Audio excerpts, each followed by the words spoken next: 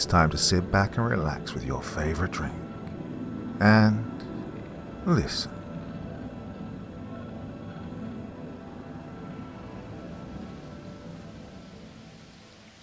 The Mandela Effect by Shadow Swimmer 77. A phenomenon I've noticed getting more and more attention lately is something called the Mandela Effect. The way it's described is as a collective false memory. A bunch of people remember something happened a certain way, even though every shred of evidence proves to the contrary. The name comes from Nelson Mandela, who became president of South Africa in 1994 and died in 2013. But despite these facts, a lot of people remember him dying in prison in the 80s, while he was an activist fighting apartheid. There are a ton of other examples, several of which I've experienced myself. I remember the colour chartreuse as being a shade of pink, almost like magenta. Well, it's greenish-yellow. And I definitely looked on Wikipedia to figure out when Jif peanut butter shortened its name from Jiffy. They never did. And I don't care what the internet or the books in my parents' attic suggest. It's always spelled Berenstein growing up. And it was Berenstain. Though the general consensus is that, boy, human memories sure are imperfect. Another half-serious theory about these phenomena is that, at some point, people with false memories have actually crossed over from a parallel dimension almost exactly like the one they exist in now. Those dimensions are so similar, in fact, that the only difference is the one fairly minor detail in question. The Monopoly guy wears a monocle, for example. He doesn't. If someone has a bunch of false memories by this theory, it'd indicate they've jumped several dimensions a number of times, perhaps slightly flummoxed to the inconsistency of reality with how they remember it, but otherwise unharmed. Well, aside from being general, easy to mistake details, the one other aspect that Mandela Effect phenomena share is that people are unable to pin down the specific time that they cross dimensions.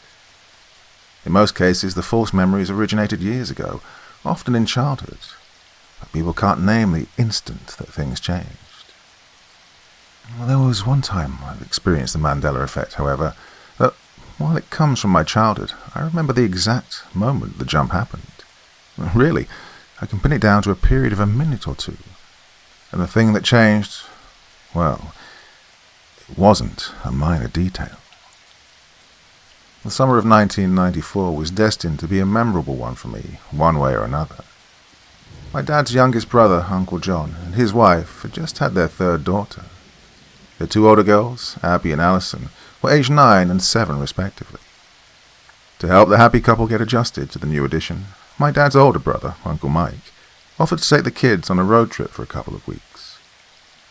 Mike was always a bit of an eccentric, not in the least that he always drove an old Winnebago camper around as his primary mode of transportation.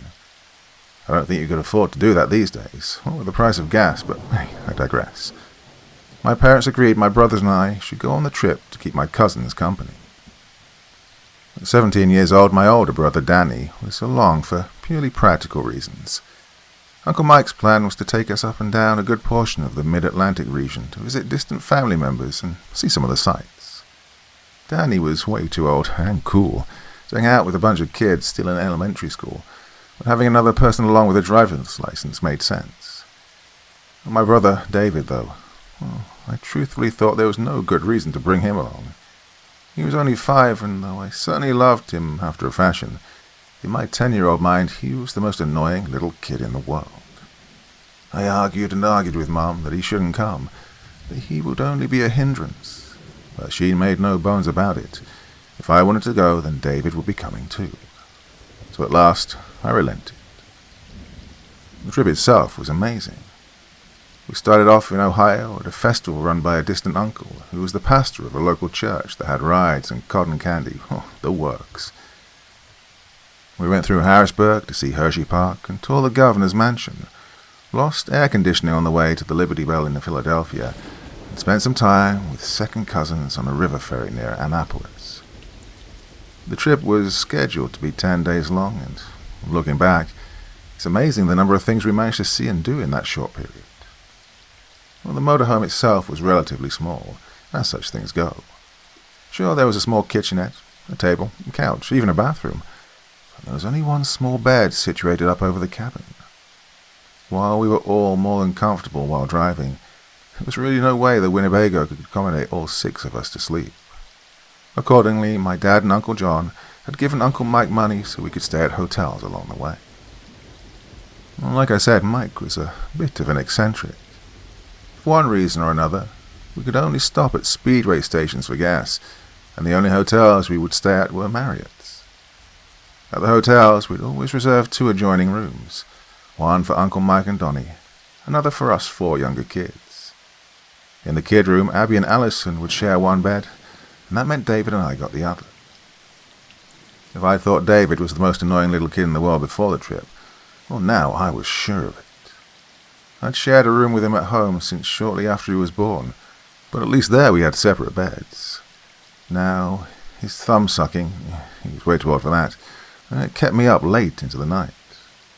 Once I'd finally managed to fall asleep, I'd inevitably get woken up an hour or 2 later when he'd encroach in my space, his sucking and slurping practically in my ear. It was awful, and after a week I was ready to be done with it. Oh, one last thing I need to make note of. Even though the different locations we visited were awesome in and of themselves, some of the most fun us 4 younger kids had was at the hotel pools. Well, despite only staying at Marriott's, we were continually surprised by the varying designs at each of the franchise locations. Allison, Abby, David and I spent hours in the pool at every stop, splashing, racing, and generally having a good time. Our last scheduled stop was in New York City, and we got in extremely late at night. I'm not sure how many tourist groups of mostly 10 and unders have walked the streets and ridden the subways of Manhattan at 2 in the morning, but on July 8th, 1994, we made one more. As always, Uncle Mike had booked us rooms at a Marriott, specifically the one next to the World Trade Center. We slept in late that morning, toured the Empire State Building and found our ancestors' registries on Ellis Island from when they'd come through. We'd just gotten into the base of the Statue of Liberty when Uncle Mike gave us 2 options. We were due to head home the next morning, and the estimated wait to get to Lady Liberty's crown was almost 3 hours. Did we want to stay in line, or go back and check out the hotel pool? Well, the vote was unanimous. I remember, among his other annoying traits, it took David an inordinately long time to change into the bathing suit. He was just getting the hang of tying knots, and it made me want to scream watching him fumble with the cord in his suit, vehemently refusing to let me help him. I told him impatiently that every minute he wasted getting ready was one less minute we had at the pool. It closed at 6, and it was already almost 5, but no matter what I said, he refused to let me tie the stupid thing for him. Well, at last, David was ready, and we raced to the elevator with the girls. As I mentioned, despite only staying at Marriott's, we'd seen a number of different pool layouts throughout the trip. Some had cabanas, others diving boards, one with actual palm trees and a fake beach. But this was the first to have an honest-to-goodness water slide. Even better, this one had 3, and best of all, we appeared to be the only guests using the pool. The bottom of the slides dumped into a section that was a sort of annex to the main pool, with stairs to the right that you took up to get to the top. There were 3 flights, 15 stairs each. A sign posted on the wall read, "Slide at your own risk. No lifeguard on duty." I know because every detail of that pool trip is burned indelibly into my brain. Now, the pool itself was a relatively standard hotel affair, nothing to write home about. So of course we started at the slide. We had limited time after all. I checked my Timex once we got to the top to see how much we had left. It read 5:02. Darn that David and his knot tying. There were 3 slides and 4 of us. Abby and Allison claimed the first 2, and I went to move to the 3rd. David grabbed my arm, the sort of unfounded fear in his eyes that only 5-year-olds can muster. "Wait for him," he'd begged me. I tugged away, left his fingers clutching only air. I told him not to be a baby, to just come down right after me. The girls had already gotten a head start, and I didn't want to be left out of the race. I threw myself down the slide. I shot out into the pool at surprising speed. God, it was so fast. I could tell this was going to be an amazing last day. I pulled myself out of the water using the rails on the poolside and looked at the slide expectantly. Alison and Abby were talking excitedly, already heading back up the stairs, and I thought about going with them, but a small, very small, brotherly instinct made me want to make sure David didn't need help extricating himself from the pool. I waited and waited some more. I heard twin high-pitched shrieks echoing from inside the tubes, and seconds later the girls came flying out with an enormous splash. I asked them where David was. Was he at the top, too scared to come down on his own? My cousins both gave me a look of confusion. What was I talking about? Who was David? I thought for sure they were messing with me. I told them it wasn't funny, to stop screwing around and be serious. Where was David? They rolled their eyes in unison, as only sisters can. They went back up the stairs, telling me they weren't going to waste pool time with dumb jokes. I stood there, dripping and flabbergasted, my eyes fixed on the slide, willing for David to emerge from one of the tubes. I waited another 2 minutes. The girls completed another 2 runs.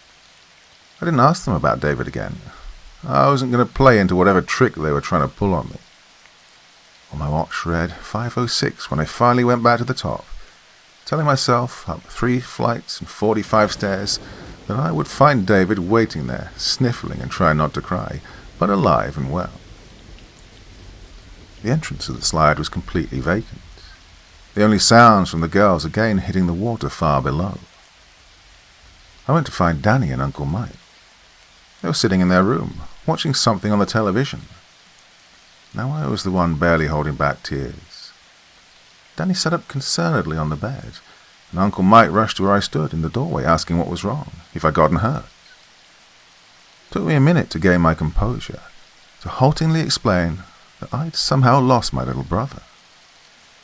Neither of them knew who I was talking about. I sort of lost it then, screaming, thrashing. Where was he? Why was everybody being so mean? Danny awkwardly tried to give me a hug, but I pushed his arms away. No, I screamed. Where was David? Uncle Mike picked up the phone on the nightstand between the 2 beds. He told me I was freaking him out, but that if it would help, we'd call my parents. Well, I yelled at him to do it. Abby and Alison peered through the door, eyes wide, wrapped in towels, about the time that the connection went through.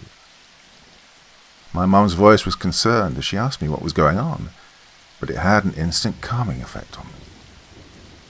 Everyone was being terrible, I told her. David was missing and no one would help me find him. She got quiet for a few long moments, then told me not to worry and to put Uncle Mike back on the phone. He talked to her for a couple of minutes, softly so I couldn't hear, periodically casting glances to where I was sitting on the bed, before finishing the conversation and letting me say goodbye. My mum told me to do what Uncle Mike and Danny said, that she'd see me soon, but that David was fine, and that I'd see when I got home. I got changed in the same bathroom that not only an hour ago I'd been arguing with David in to let me help tie his bathing suit. We quickly packed up the Winnebago and left.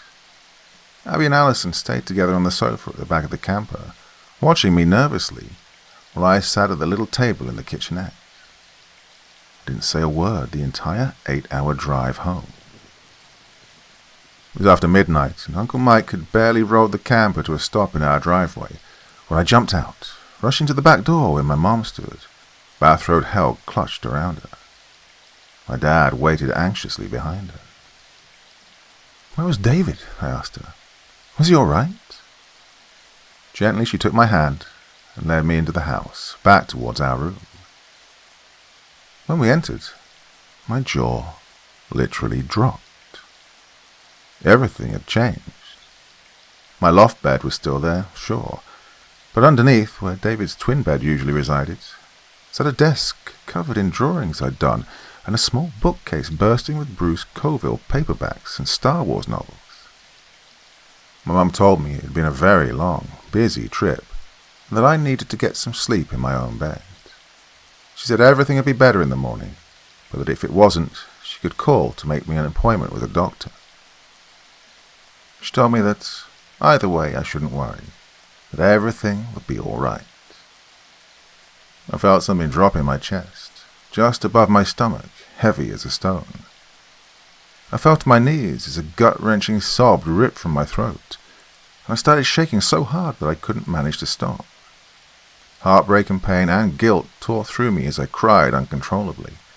I think my mind broke just a little bit. The next day was a Saturday, but my mum managed to call around and find a counsellor with weekend hours. His name was Mr. Calabrese, but he let me call him Mr. C, and I had sessions with him twice a week for 5 years.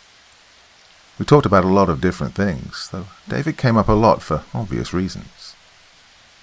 Mr. C helped show me that there was no way my entire family had conspired to trick me, that they loved me, that somehow the memories I had of David were just false.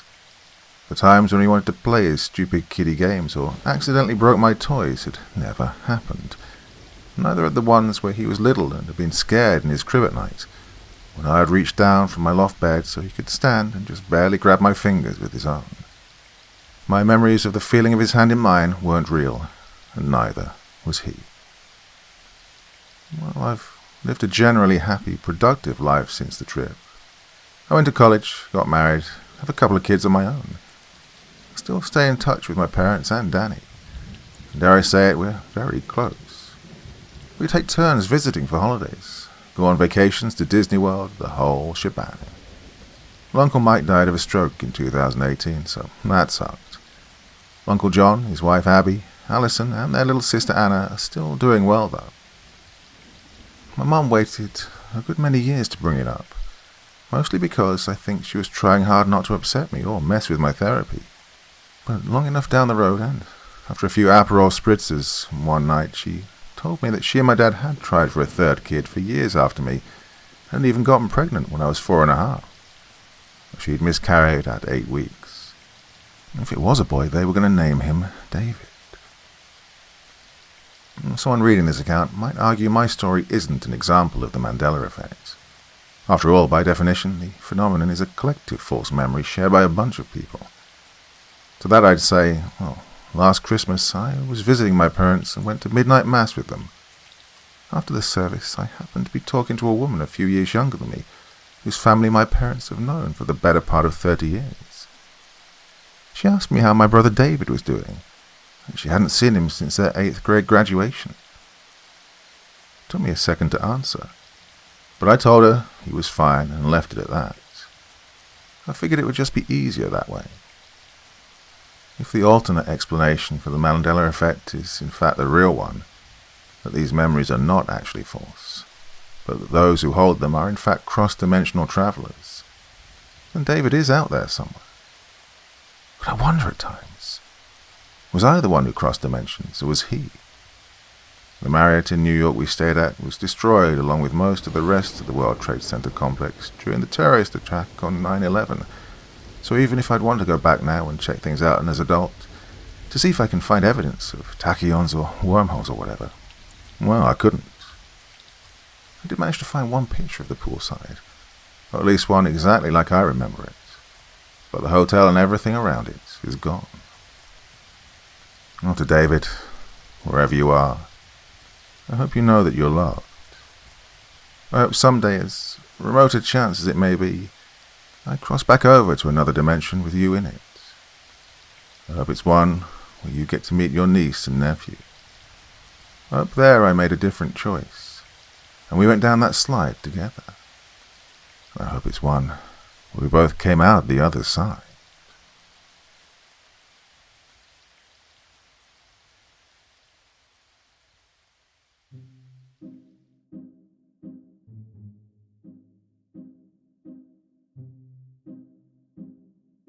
Well, a wonderful story there from Shadow Swimmer 77. Now, I did one of those stories years ago now. Red Right Hand. I did a sort of a all-star cast of many other narrators in that one. It's a really, really excellent story. I'll probably link to it somewhere in the video description. Fantastic work as well. So glad to be working with this author again after quite a long time. Shorter than usual, but there you go. Saturday evening treat for you all. Hope you enjoyed that one. Not, of course, to be confused with the Mandela story that I did a while back. But anyway, doesn't matter. Thought that was great. Well, till the next time, my dear friends. Very, very sweet dreams, and bye-bye.